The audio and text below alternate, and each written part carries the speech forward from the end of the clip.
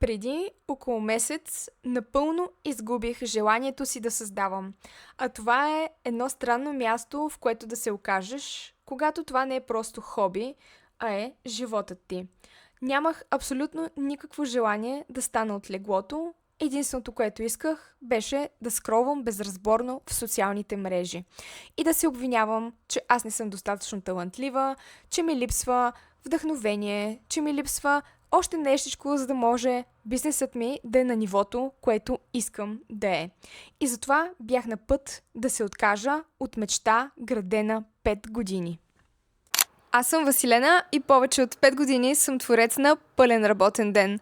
Някои от вас може да ме познават като момичето с брошките или просто магически хаос. Но предполагам, за повечето тук ще съм тотално непозната. За жалост, някъде по пътя към мечтания бизнес, аз изгубих най-ценното си, а именно вдъхновението. И затова реших да спра. И да опитам да се върна отново към себе си и творчеството ми. В това видео ще ти покажа с няколко лесни практики всъщност какво успях да постигна. Понякога си мислим, че вдъхновението е нещо, което просто изчезва. Че един ден го има, а на следващият не. И започваме да се обвиняваме, че не сме достатъчно креативни, че не се стараем достатъчно, че може би вече не сме това, което някога сме били. Но истината е, че вдъхновението не си тръгва просто така. То се губи, когато спрем да му даваме пространство и време. Когато всичко се превърне в срокове, поръчки и очаквания. Когато творчеството стане задължение. Затова днес реших да не създавам нищо.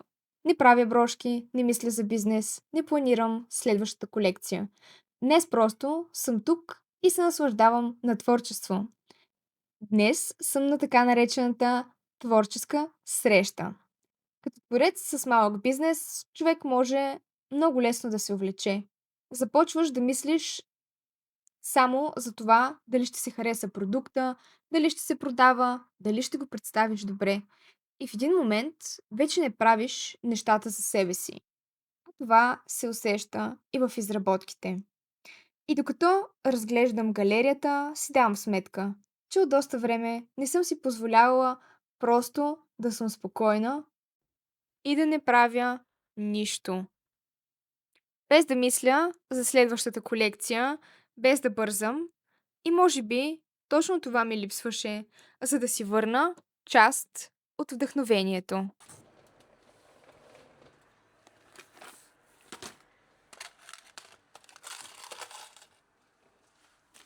Май наистина трябва да призная, че не знам с какви материали разполагам, защото обикновено купувам, трябва ми нещо за даден проект и то след това изчезва в някой шкаф.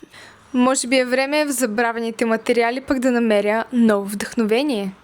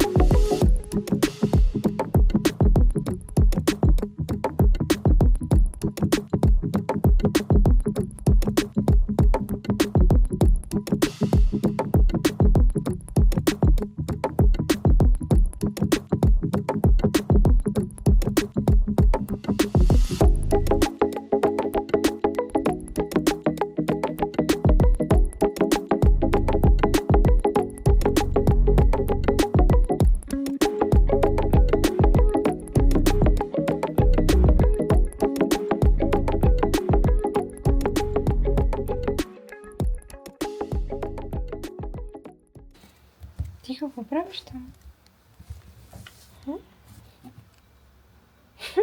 Какво правиш тук? Ето. Вижте я.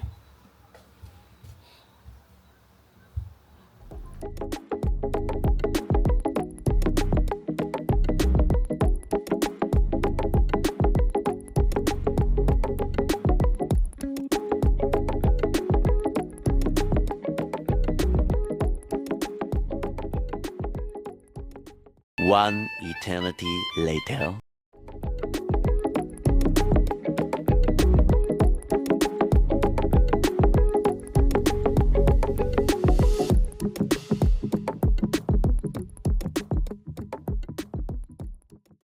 Ако и ти като мен си изгубил вдъхновението, просто подреди си работното място, подреди си бюрото, подреди си ателието и всички онези забравени кутии, в които нямаш идея какво има.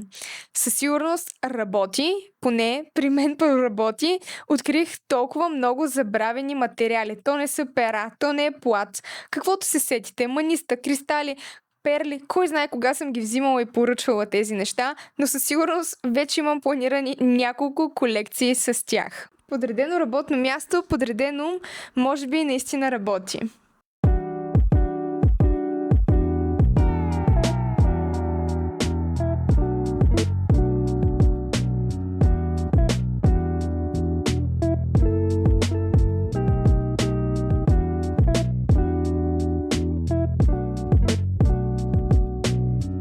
Честно, май малко се притеснявам, защото нямам точна представа какво искам да правя с полимерната глина. Най-много мисля, че ме е страх от това, че няма да съм точно толкова добра, колкото ми се иска. Но, все пак ще опитам. Закупих си всички тези материали за работа с полимерна глина, тъй като искам да започна да си правя сама висулките за колиета, за обици, за гривни, защото вярвам, че когато нещо е създадено с въображение и си го направиш сам, то би било много по-трудно то да бъде повторено. Затова искам да имам уникални висулки, уникални колиета и ще пробвам сега да направя нещо сама.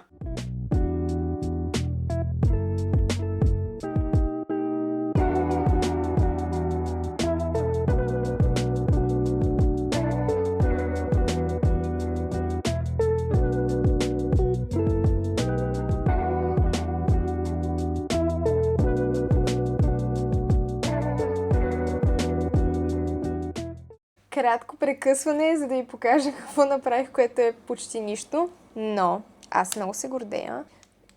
Виждате ли ги тези? Тези боровинки ще бъдат малки магнитчета за хладилника.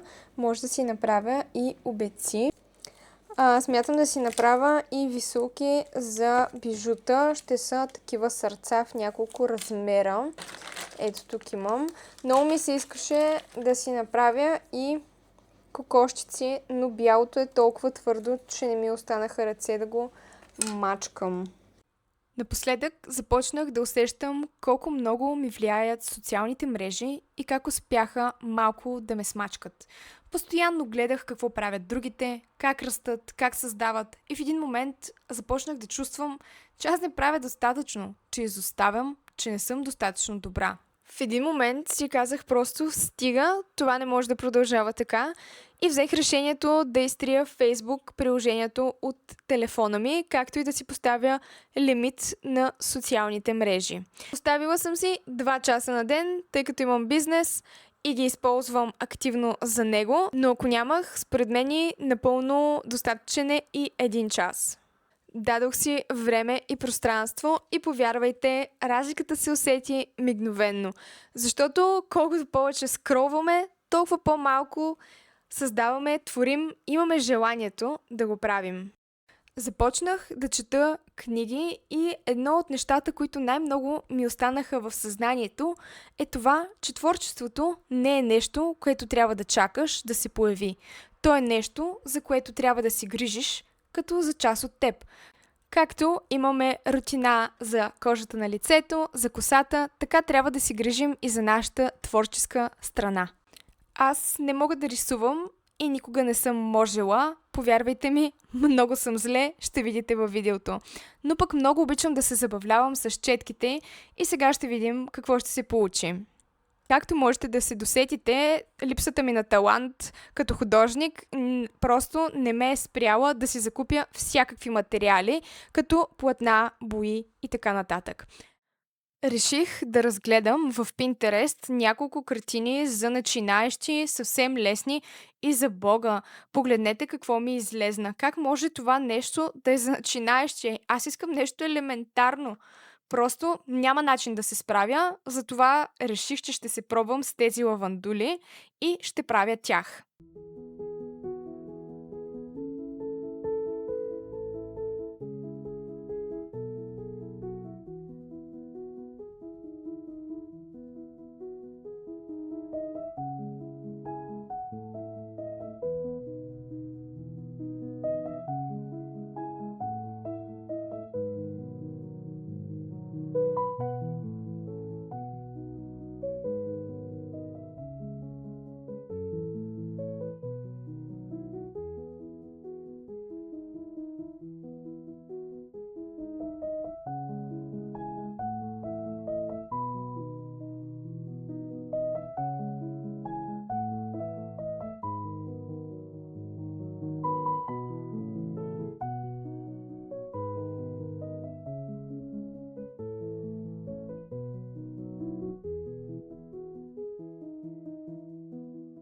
И както ще забележите в тези кадри, тук вече се рисува картина номер 2, защото първоначално реших, че първата е ужасна, но в последствие втората стана по-ужасна и първата някакси я превъзхождаше, затова се оказа закачена на стената, тъй като реших, че няма да бъда толкова самокритична и ще се гордея с малките си постижения.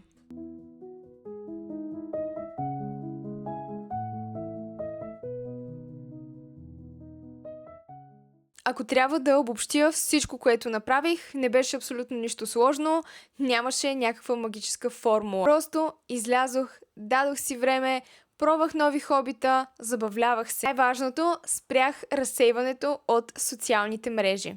Ако и ти се чувстваш така, спокойно, не ти липсва вдъхновение, не ти липсва талант, може би просто ти липсва малко пространство, време за теб. Излез на творческа среща, посети някое творческо мероприятие.